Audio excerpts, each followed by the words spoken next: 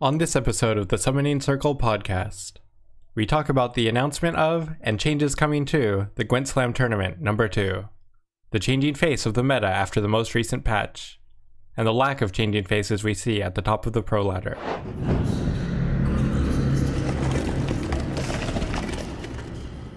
Gwent Slam number 2 will take place on the 28th and 29th of this month in Vienna.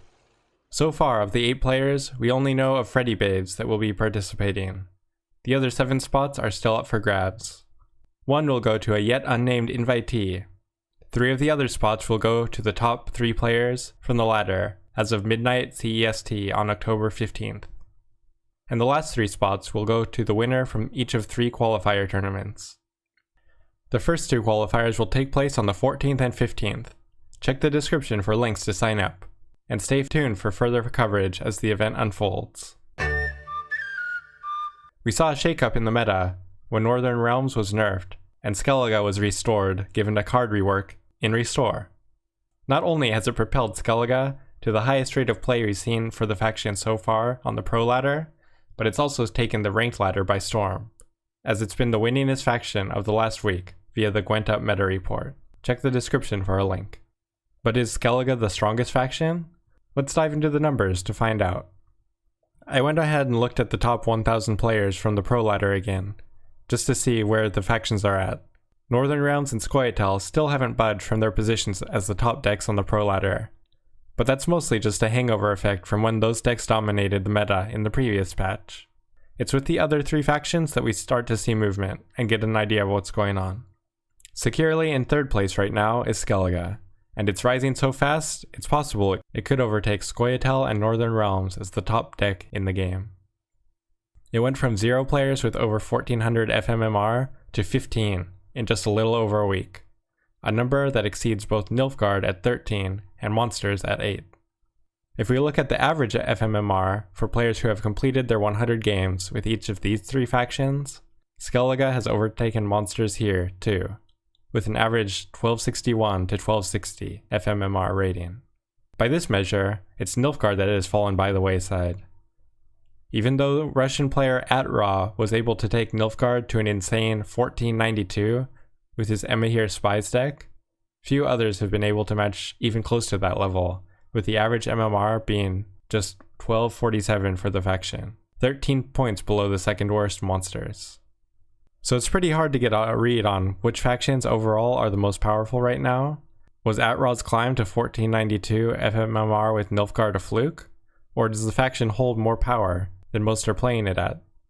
Is Skellege, with its prevalence and high win rate on ranked ladder, a sign of things to come? Or have the top players already figured it out, which is why nobody has hit 1450 FMMR with the faction yet? So I looked at all the statistics together that we have available to us on the pro ladder, and if I had to put a tier list together right now, it would probably look something like this. Tier 1, Skellege, Nilfgaard, and Northern Realms, all pretty close together, but in that order. Tier 2, Skellege, but with a chance to jump up pretty quickly. Tier 3, dead last, Monsters. My reasoning is this. The very top players have been able to take those tier 1 factions so high that calling any of them underpowered is just a little too hard to believe. It's possible that Northern Realms drops a tier if no player is able to hit the 1475 threshold within the next few weeks, which no players did even when it was dominating the meta, but for now they're sticking around tier 1. Skellege has the potential to move up a tier, but it remains to be seen if the new discard Skellege with the broken Restore Doragure combination is enough to keep it winning, even when top opponents know it's coming. I'm thinking it might be a little controversial to put Monsters at the bottom, but hear me out.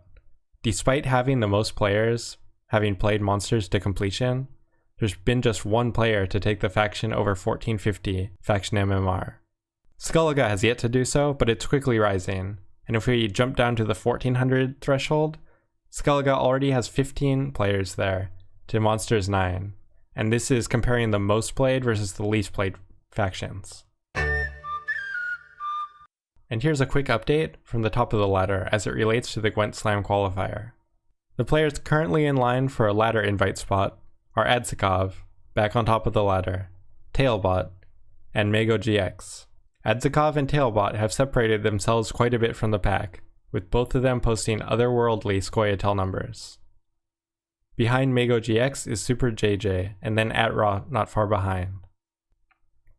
And before we wrap up, just a few quick announcements. I just uploaded a content schedule on my YouTube channel, which you can find at youtube.com/c/vanitas.cabal. Check that to see where I'm at and when I'll be uploading new content or streaming. And that will do it for the show today. If you like the podcast, don't forget to subscribe on YouTube, iTunes, Stitcher, and wherever podcasts are played.